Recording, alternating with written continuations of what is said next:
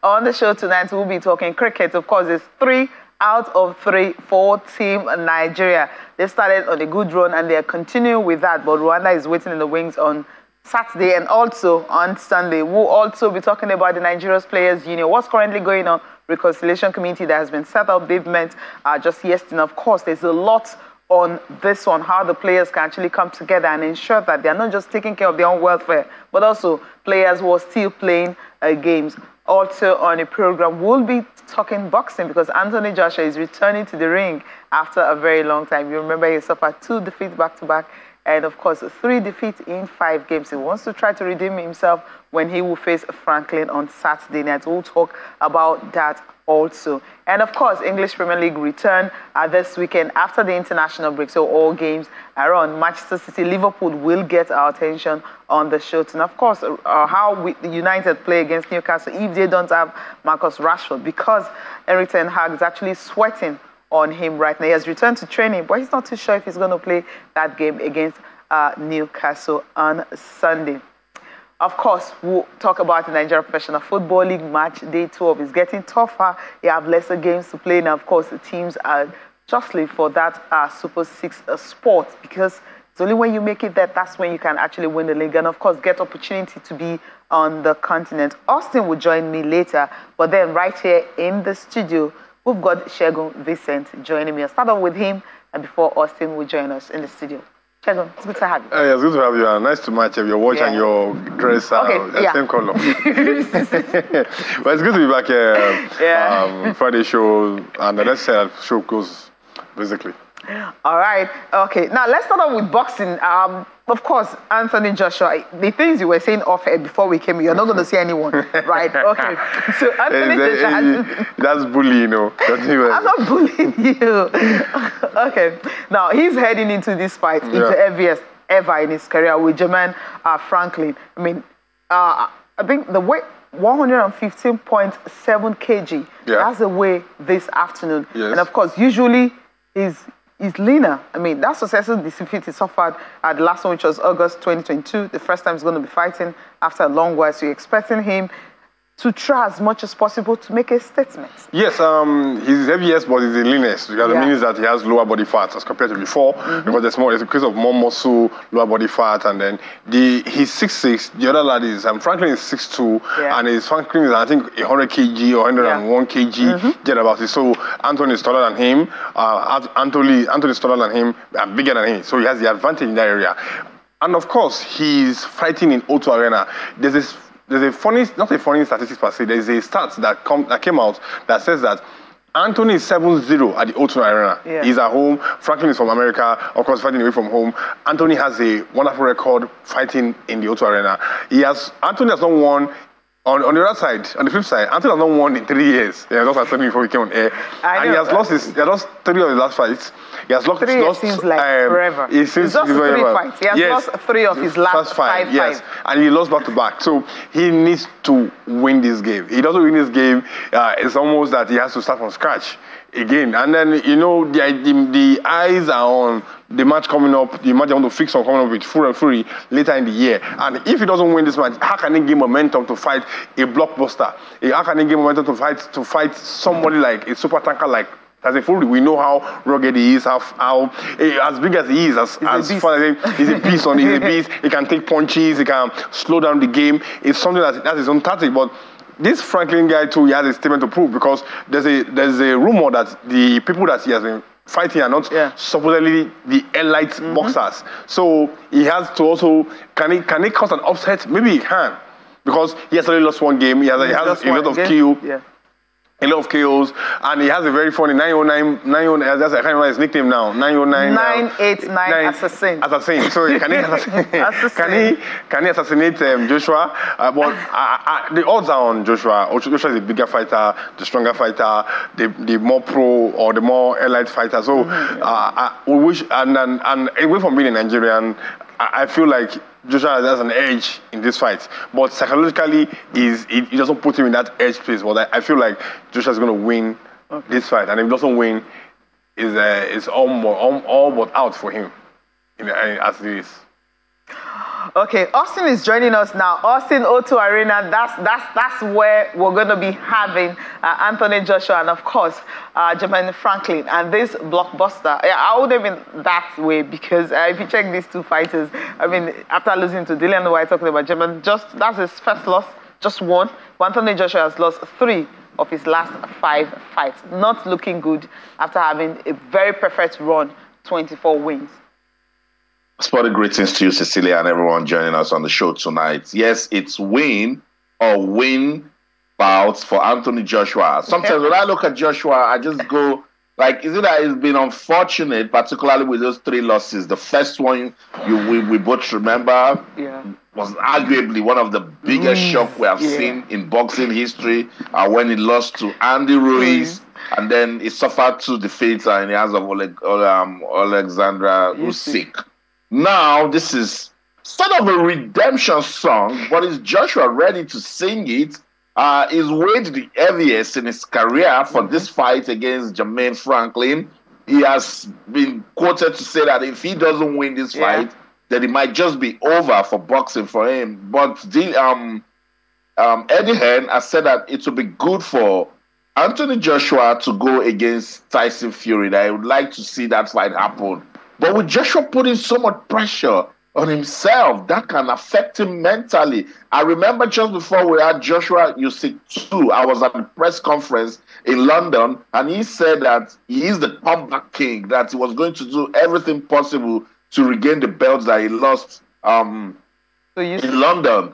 But it didn't happen. And now he's saying, with everything he's been saying as regards this fight, I'm wondering if he's in the right place. But hey, right here in the United Kingdom, boxing fans don't care. They believe that Anthony Joshua should go out there to boss this fight. They are disregarding Franklin's records. They don't want to know if he's unbeaten or if he has beaten 500 persons in his boxing career. They just want Anthony Joshua to go out there, prove that he's still relevant in heavyweight boxing. And for me, that's more pressure. Joshua just needs to get into that ring and say to himself that, look, I'm a better fighter than this guy, and I've been disregarded because of, the recent defeats I've recorded. I need to get back. It's all in his mindset. I believe he can do it, Cecilia. Yeah, I think that's what it is. I mean, we were talking about the tail of the tape earlier. When you look at both sides, we can see that again and just talk through it. Because if you look at both sides, Anthony Joshua, of course, he's older. I mean, at 33. I mean, you're looking at Franklin, who is a 29 year. There you have it. I mean, you have Anthony Joshua, 33, Franklin, 29, 27 fights. And of course, for Franklin, he's got 22 and wins 24 wins, 21 wins, losses 3, and of course, 1. And the funny thing is, the last 5 fights he had, and he has lost the last 3 in the last 5. That's where everyone has started talking about Anthony Joshua. Of course, for draws, none. Knockout 22, Anthony Joshua also better in this regard. For Franklin, he's got 14. And of course, height, as usual, he's 6'6" and 6'2". And of course, when it comes to reach, he also got a better reach nickname, of course, the AJ and the Assassin you were talking about earlier, 989 Assassin. That's what it is. But then, when you see this, you look at both sides. Anthony Joshua got the upper hand because He's smaller than him, he's bigger than him. He's bigger in everything. He's rich, and he had more fight. Yes. He's older, everything. I mean, he can take it. Just one word from you: win or lose. Funny enough, the match that Franklin lost was an unanimous decision against White. Yeah, Dillian White. It's still a controversy. So that's to tell you that this Franklin house... But the thing is that there is a loss, right? Agree? Yes, of course there's a loss. So? We cannot undo what has been done. Precisely. I think Anthony has to win, because if he doesn't win, he has a long way. So should he, he's been quoted as saying he will retire if he doesn't win this. Should he go that route, or should he bounce back and try again? Like I said the other time when Deontay Wilder fought, I can't remember the lads, I said that if he doesn't win, it's almost like he's going to be a beginner again. So the same way too for Joshua. If Joshua doesn't win this match, it's almost like a beginner again. Because how is he going to fight the supposed elite boxers like he if he doesn't win a guy like this? You've not answered my question. I've answered the question. No, win or lose. I answered it in a... Okay. Yes, of course. Joshua should That's win. straightforward. Joshua should win. He will win this fight. We should win. He should win. He will win this fight. Will. Listen, come on, Austin. I just want him to be back. I mean, there's some boxers, the way he started from, winning gold medal at the Olympics, from there he started, and Anthony Joshua has been someone that everyone is really rooting for. I hope he wins this fight, and then we can start talking about the champion again. Let's leave boxing, because I know it can actually be a boxing show. With Austin here, and also you have Shegun here, we'll be in trouble. Austin, let's talk cricket. Remember, when the president talked about signing contracts with players, he has actually done that today, which he did with the team captains of both players. That's a good one. But they didn't reveal details of this contract, but he has done that. But for Team Nigeria, it's 3 out of 3 for them. They started with Sierra Leone, Cameroon, and now Ghana, beating everyone. But Rwanda is waiting in the wings for Saturday and Sunday in the last group game before they play the final on Sunday. But this game ended, they won by 63 runs against Ghana. 63 runs are pretty decent. Still talking about the Women's T20I Invitational going on in Lagos. I love this one particularly because it's giving us an opportunity to talk about women's cricket in Nigeria. And 3 in 3 is so sweet, Cecilia. I remember they defeated Cameroon with 6 wickets, I think Sierra Leone, and now they've defeated Ghana by 63 runs.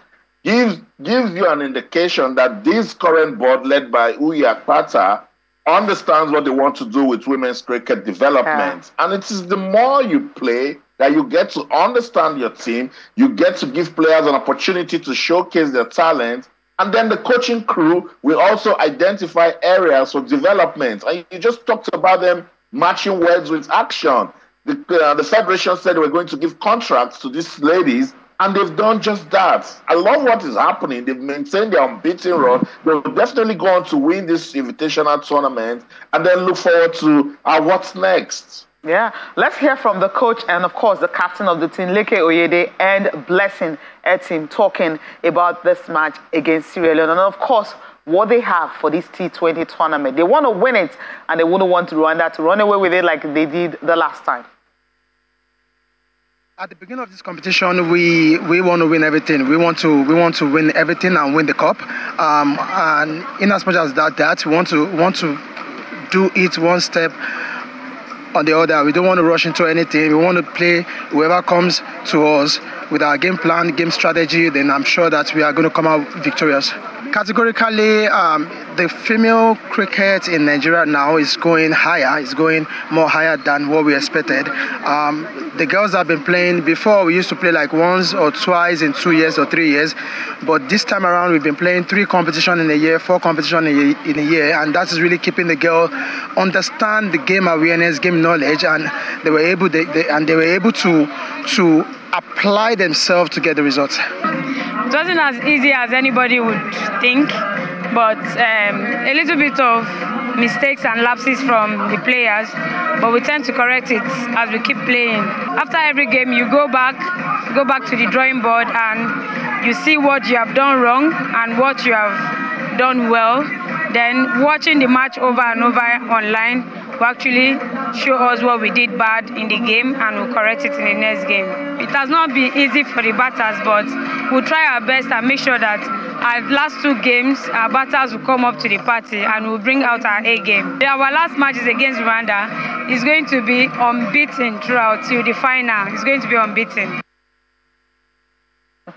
Unbeaten, right? That's the target. Let's get reaction from the Ghanaian players before Shegun Vincent will jump in on this one. The best. We didn't meet expectations. That's exactly what we all saw on the field of play. But honestly speaking, today was the best game we played the whole of our 4 games that we've done. So there were just hiccups. There were things that we couldn't get over, hurdles that we couldn't get over. But today we won bits and pieces of it. We could all see that, we couldn't bat 20 overs in all of our games besides today. So that is something that we achieved, and we are really excited about that. It's not the end of the world. We live to fight again. We just go back and be better coming next time. We were here to make statement on the field of play. But then with our appearance and how we carried ourselves compared to last year, we did made that statement that, we were raising eyebrows. but unfortunately we couldn't perform really to the potential that we have. We do have what it takes to do it, but it didn't work our way. It is one of those things. You work so well and it doesn't happen the way you expect it to be. So it's one of those days that nothing worked for us. So far, this is the end of Ghana women's cricket in this tournament, but it's not the end of women's cricket in Ghana. We are going back home to prepare ourselves football for the other tournaments ahead of us. Obviously not the end for cricket in Ghana. That's women's cricket in Ghana. 4 in 4, they've lost all their 4 games. So they're going home to just have Rwanda and Nigeria left. Rwanda and Nigeria will play on Saturday, the last group game. Of course, since they will play first and second, they will play the final on Sunday afternoon. I mean, you heard what the Nigerian players. Let's leave the Ghanaians now. Nigerian players said they're into this to try as much as possible to win it. They've won all their 3 games, and going forward, they just want to consolidate on that and see how they can, host and win. Before I touch on Nigeria, I also want to touch on Ghana, and I think they have been had this spirit of sportsmanship. They really lost, and then he said that they gave their all, but they lost the 4 games, so they came first from the rear. But that's what I'm going to. But I feel like a good win for us on that. So Nigeria, 100% record going into the next game. How else would you want to go into the next game? Win more games. It gives you confidence. It gives you that chemistry. It gives you that push. We heard what the coach said. They really want to give it their all. And the typical Nigerian always want to win. And we want to win all competitions. We want to win male, female, every step of the way. So I feel like it's a good one, no doubt, for us. Let's say I pans out. At least we just came about players being signed by the various establishments, and that's a good one. But one of the most important things that we need to take away from this is that it's not just the fact that they want to win for Nigeria. That what's next? What is the next step for them? Because we need to invest in our development of football, cricket, I beg your pardon, at all cost of borders. How can the players make it to the clubs?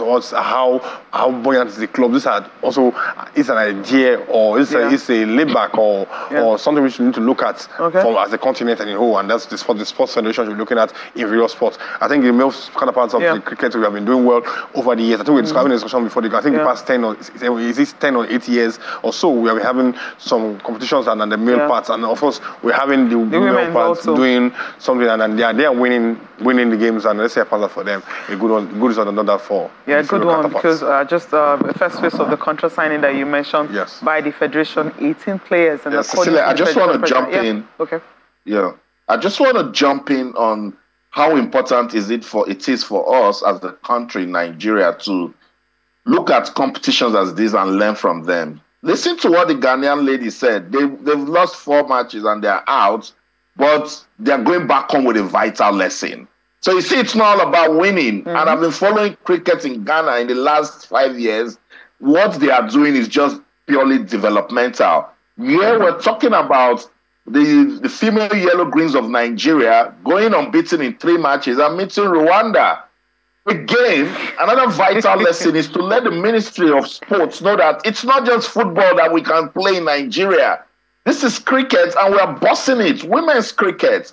Take Rwanda, for instance. You might beat them in football, but they will wait for you in cricket. Zimbabwe will wait for you in cricket. South Africa will wait for you in almost everything. Kenya. Uganda will wait for you in cricket. Zambia, Gambia. Countries are beginning to see that, okay, if football is not our thing, let's look elsewhere. That's what Nigeria should do. And we've got population, we've got business, we've got talent. So this is a good reason for us to develop other sports, Cecilia. Yeah, I mean, spot on right there. And of course, you mentioned we love what the federation are actually doing concerning these putting 80 players on contract first. They will do 14 by July 1st, which is a good way to actually motivate these players, knowing that, yes, salaries, everything will be on point. Now, Austin, I'm throwing this to you, the Players Union, the crisis. I mean, we're happy that finally, something is coming out of it. Take it from here. Cecilia, did you notice that I was supposed to continue right after I landed with cricket, but I pushed it to you? Because you guys, anything that has to do with crisis and Nigeria football, you push it to me. But this is really good. I like the fact that they're making progress with this reconciliatory committee led by the one we love so much because of what he's doing for sports development, not just in Edo State, but in Nigeria. The Deputy Governor of Edo State, Comrade Philip Shaibu, meeting with the guys involved, and they're speaking. I see some ex-internationals right there. I see Adema Fuludu. I see Garba Lawal. There's Abdul Sule. Julius Agawa right there. Super Eagles legend, Felix Awolabi, amongst others. We're at this meeting, and they're ready, to take football in Nigeria to the next level, particularly as regards players' welfare. I don't know if we've got some time. Let's listen to some talking points, and then we'll come back. We'll talk some more. We are key players. Like you said, we should be in the front burner. But we shouldn't get relegated over nothing. When the press leaves here eventually, we would have been able to say that, according to Abraham Lincoln, what we are looking for is on the other side of fear. And we dare say the truth with a lot of courage. And most people want to say the false things, the wrong things out of fear. But those who stand to speak the truth will always speak the truth as constant as a northern star. And those who want to receive this truth with sane minds, without emotions, will know that we have an objective, and that objective will be achieved today. It really bothers us, but sometimes we have nothing to do. More than 3 decades, this thing has been happening, and nobody to put it to a stop. But today, we have made history for even starting this meeting here today. And I pray it will go well. Yes, we have so many issues of ex-players. Some of us are fortunate, some of us are not. We have some that are sick, and we have to go around looking for money. And we have a lot of money laying down there with our people members. But we cannot go there and take it because the house is divided. Well, I think the Reconciliation Committee are here, and it's your job to do the best. And we are ready for whatever you want us to do, as far as something that will benefit this country. I think the players obviously are ready to ensure that there is peace in the Players' Union. We'll take a break. When we come back, we'll listen to the Deputy Governor, Philip Shaibu, who is the head of the Reconciliation Committee set up by Nigerian Football Federation.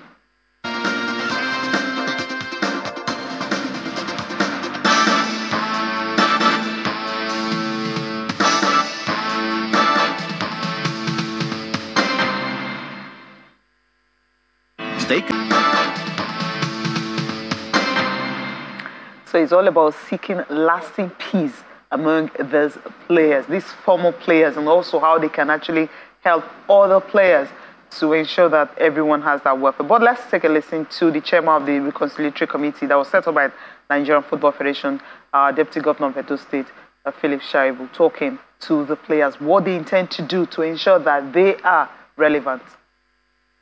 How come nobody remember that we are not doing well or we are doing well? How come we are sick? We have to know that one of us is sick only through the media.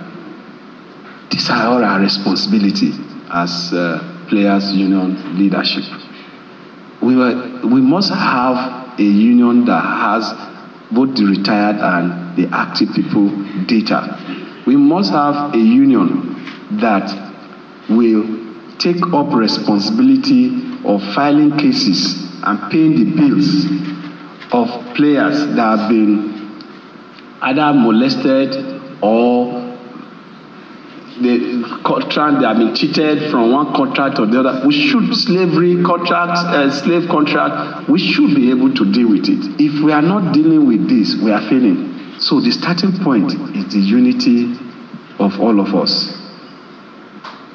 Let's bury whatever differences we have for the sake of some of us that are retired are no longer strong and they need help, and for the future of our young upcoming players.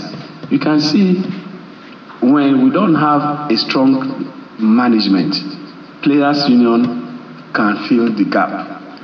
And also, Players' Union, how come we are not active in the politics of NFF because we are divided.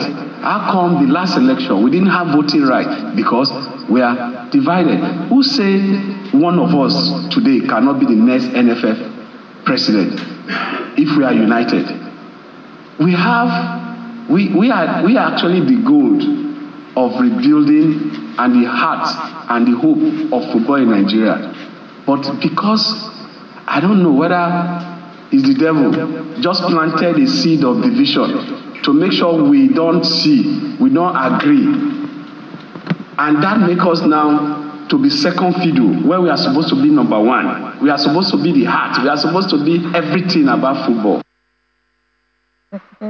Yeah, I think the players will understand this. Austin, okay, before I bring in Austin, you first, you listen to him, players, they've been having issues, welfare of active and retired players, nothing literally going on, fighting among themselves. But right now, they want peace, and that peace, they must have it. Yeah, we want peace, and we want peace. But I think one of the issues, I think I discussed you when we were on break, that one of the issues we've had in when it comes to entering sports in Nigeria is administration. And I think there's an administrative problem. We get backlash of issue of welfare, players' salary, players retiring, all of this. When there's an administration or an administrative context here, issues like this will be properly recorded, filed, then they will know how to attack this issue. This is supposed to set up a committee, and there should be an alliance, and everybody can speak. But it's easy to talk. There's a difference between 1 hour of doing something and 1 hour of saying something. What are the steps that are going to be taken, that will be taken by this body on how to solve these issues? Yes, we know that the issues might not be solved 100%, but what's the plan to solve the issue in the next 1 year, in the next 2 years, and that the case that it doesn't reoccur? Because it's looking at the meeting, it may look as if that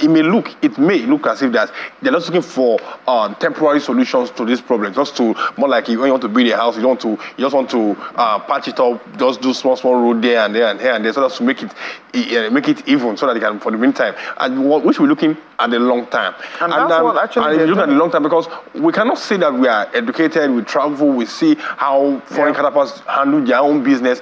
Not to say that they're perfect, they're not perfect, but at least we can be able to toe the line at least and reduce all these hula baloo or issues around such, because these are issues that should have been solved a long time ago, basically. Austin, you listen to the head of the reconciliatory committee set up by the NFF, actually telling the players, telling the former players and the players' union, you know what to do the right thing, and let's reap the benefits. After listening to Phil Shaibu, I said, game, set, and match. He killed it.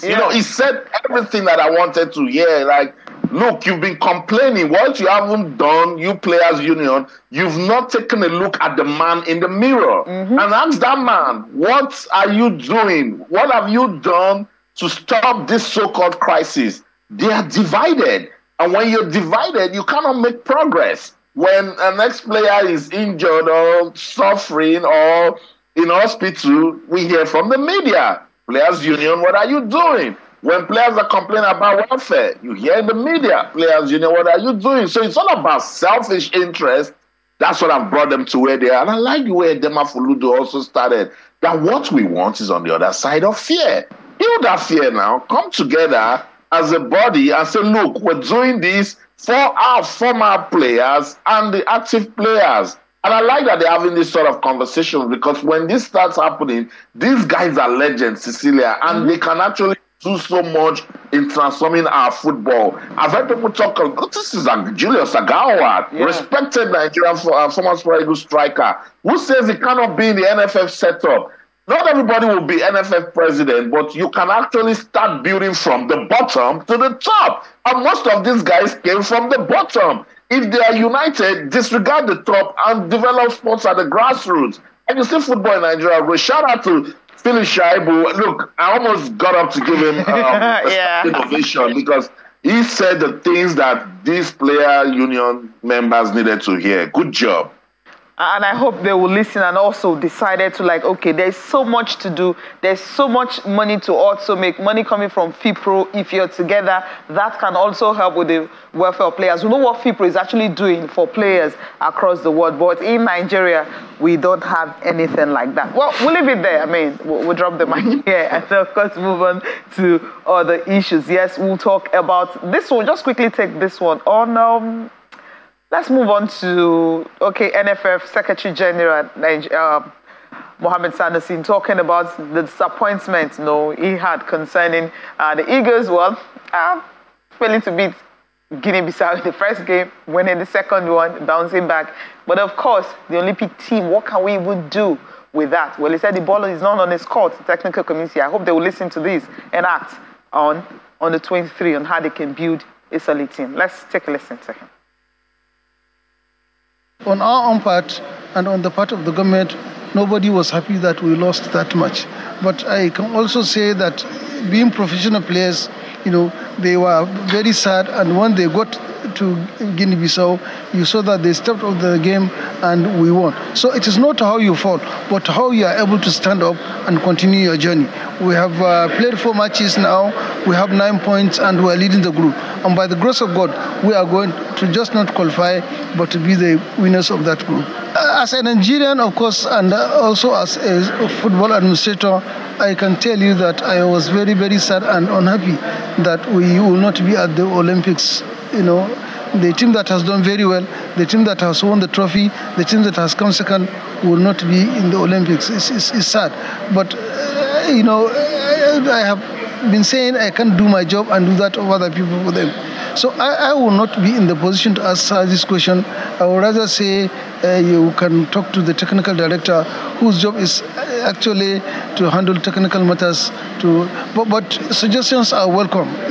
We cannot do it alone, and we have never claimed to have the knowledge to do it alone. We have always been saying, united we stand, divided we fall. And the more we come together to offer advices and work towards achieving goals, the better for us.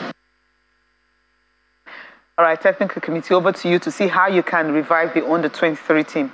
We'll leave this there and quickly go to Nigeria Professional Football League games for this weekend. Saturday and, of course, Sunday is match day 12. Remember, it's the abridged version. They have 18 games to be played, but the 12th one will be down this weekend. We'll take a look at the games for this weekend. Now, Akwa United and Enyimba. Now, these two sides, the draws they've had, not looking good for them, but then they're still right there on top, gunning for that Super 6. Bayelsa United and Abia Warriors being actually. You have Doma United and Niger Tornadoes. Doma, you can't predict what they'll come up with.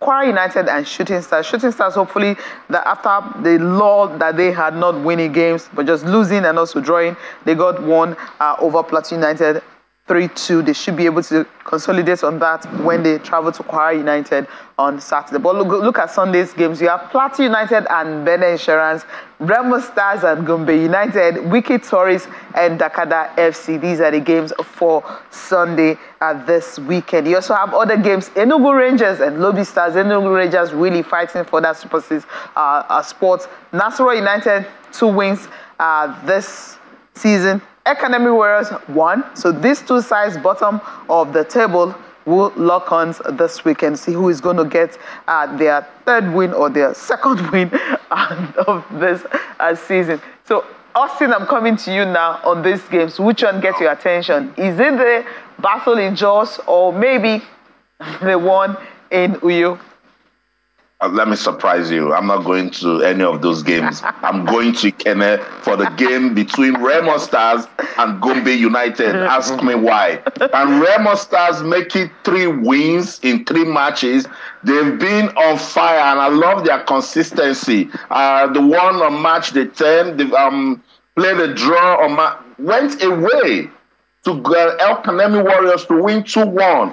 And they look good with that form to beat Gombe United. But Gombe United also won their last game. Group A will definitely get us talking because that group is competitive. Akwa United and Enyimba, what a story. Chukwuemeka Obioma is the current highest goal scorer in the league with 9 goals. And against Akwa United, they'll fancy their chances. But Akwa United don't just like seeing Eimba. When they see Eimba, they fasten their seatbelts and get ready to go for a long ride. But in Group B, Cecilia, surprise, surprise, I'm the guy who comes with the odds. I love Doma United. That's one team that no one is talking about. But this season, they've even done better than Enugu Rangers. Yes. A team that's newly promoted. They're also trying to see if they can make it 3 games unbeaten. They won against Lobby Stars on March day 10 and then went away to Sunshine Stars to play 1-1. Small but mighty.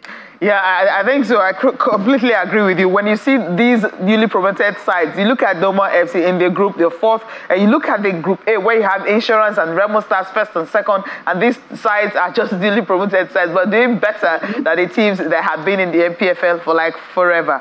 Which one are you taking? Which of the games will get your attention? Aqua United Eimba. Okay. And like Austin said, so we're going to be for a long ride. And don't forget that I think during the week on Tuesday or Wednesday. Eimba played Wednesday and they played against National. Yeah. And there was a contentious decision as regards the penalty. In fact, somebody said that the referee has given the player a black card.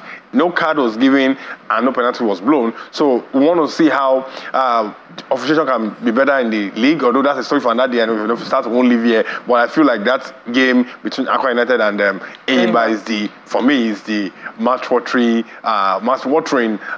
game for the weekend. All right, I'll be looking forward to how Insurance can actually extend their unbeaten run after having draws back-to-back. Sometimes when you're dropping and you were running and then you start crawling, I don't know what's going to happen next, because after 2 draws back-to-back, what's going to happen against Plateau United, who know how to score goals, especially when you're playing in Jaws. All right. Let's talk about the English Premier League quickly. The games for this weekend also is getting our attention. Of course, our focus will obviously be on the game between Liverpool and Manchester City. Now, Manchester City hosting Liverpool Saturday afternoon. That's the first game for the weekend. And Arsenal, of course, will be hosting Leeds United. They're still top of the table. And gunning to win the league is in their hands. Bournemouth and Fulham will be in action. You have Brighton and Brentford also in action for Saturday's fixture. Move over to the games for Saturday. Continue with Saturday. Crystal Palace, having a new coach against Leicester City. You have Nottingham Forest and Wolves, Chelsea and Aston Villa. Sunday games, West Ham and Southampton will be in action. You have Newcastle and Manchester United and Everton and Tottenham for Austin. Now, of course, our focus is obviously on Manchester City and Liverpool. This is because before now, it would have been top of the table clash. But we are not saying top of the table clash because, none of them is at top. But then Man City is actually better. But then Liverpool this season, after that seventh heaven, hasn't been good for them.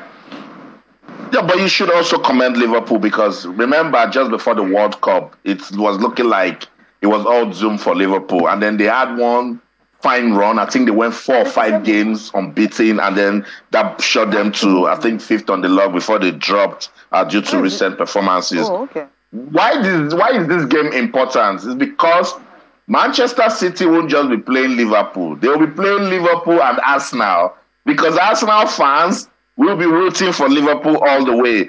And Liverpool, they actually do need to prove a point, because if they win this one, it will shoot them into reckoning. They will cut that gap and then hope to see Newcastle sleep because at the end of the day, they would want to make it to the top 4. So it's a big game, and I hope that we'll see a beautiful game of football when Manchester City takes on Liverpool. And with Liverpool, when they play these big teams, anything can happen. And we saw it against Manchester United.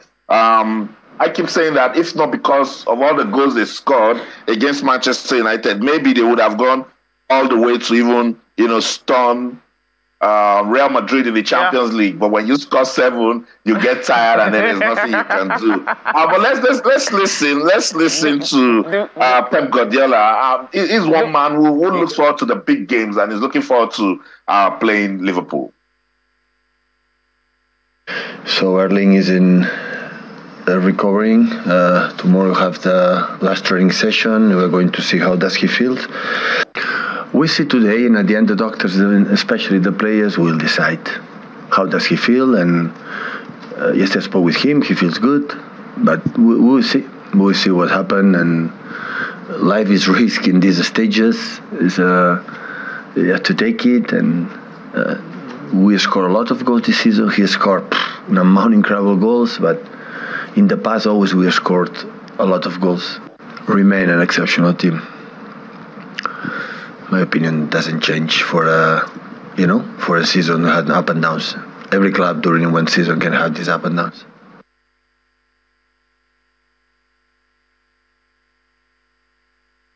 That's it. Manchester City manager. Looking forward to that game against Liverpool. Cecilia, is it time up, or you want to hear from your time is up? No question, Austin. Time is up, sir. All right. That's how far we can go on the show tonight. We'll be back again next week to talk some more sports. Until then, in London, I'm Austin Okonakpan. In everything you do, remember to keep talking sports. Bye for now. Yeah, Shagun, thank you so much for being on the program. Thank you so much for having me. And I heard you are going somewhere after the show, so maybe you should tell me and we'll link up. All right.